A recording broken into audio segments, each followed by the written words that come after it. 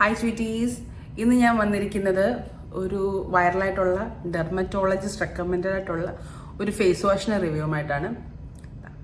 ഇതാണ് face wash.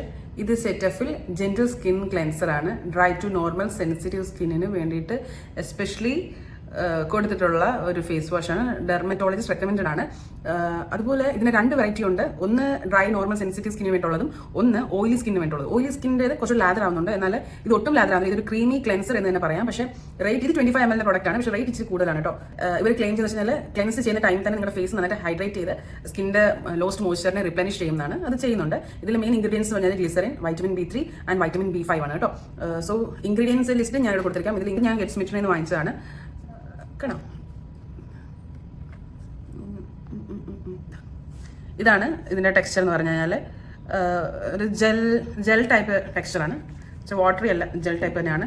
ഒട്ടും ഇത് നമ്മൾ ഇങ്ങനെ ചെയ്യുമ്പോൾ ലാദർ ആവുന്നില്ല. ഇങ്ങനെ ഇത് ഈ ഒരു വെള്ള സംഭവം വരുന്നല്ലാതെ ഫ്രേഗ്രൻസ് ഒന്നുമില്ല, ലാദർ ആവുന്നല്ല കേട്ടോ.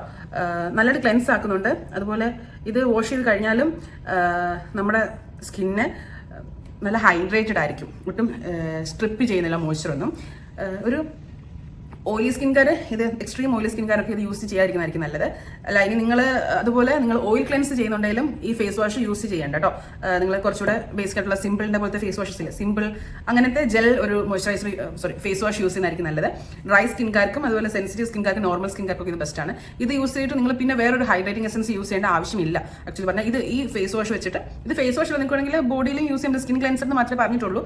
പക്ഷേ ഈ ഒരു എമൗണ്ടിന് നമ്മൾ 500 ml വാങ്ങിച്ചിട്ട് 2 ആഴ്ച കൊണ്ട് തീരുന്നത് പറയുന്നത് നമുക്ക് സഹിക്കാൻ പറ്റുന്ന കാര്യമില്ല. ബേസിക്കലി എന്നെപ്പോലുള്ള ഒരാൾക്ക് ഒട്ടും സഹിക്കാൻ പറ്റത്തില്ല.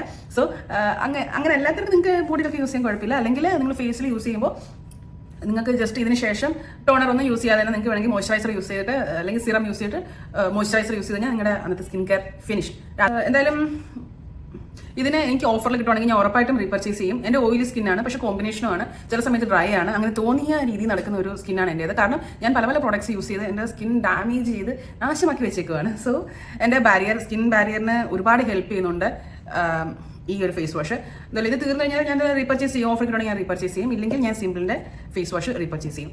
ചാനൽ സബ്സ്ക്രൈബ് ചെയ്തില്ലെങ്കിൽ ചാനൽ ഒന്ന് സബ്സ്ക്രൈബ് ചെയ്തേക്കുക. അതുപോലെ നിങ്ങൾക്ക് ഇനി എന്തിൻ്റെ റിവ്യൂ ആണ് കാണേണ്ടതെന്ന് വെച്ച് കഴിഞ്ഞാൽ നിങ്ങൾ കമൻറ്റ് ഇടുവാണെങ്കിൽ ഞാൻ ആ പ്രൊഡക്റ്റ് വാങ്ങിച്ച് ട്രൈ ചെയ്തിട്ട് നിങ്ങൾക്ക് റിവ്യൂ ഹോണസ്റ്റ് ആയിട്ട് തരുന്നതായിരിക്കും. അപ്പോൾ ഇത്രയേ ഉള്ളൂ. ഒരു വീഡിയോയിൽ കാണുന്നവരെ ബൈ.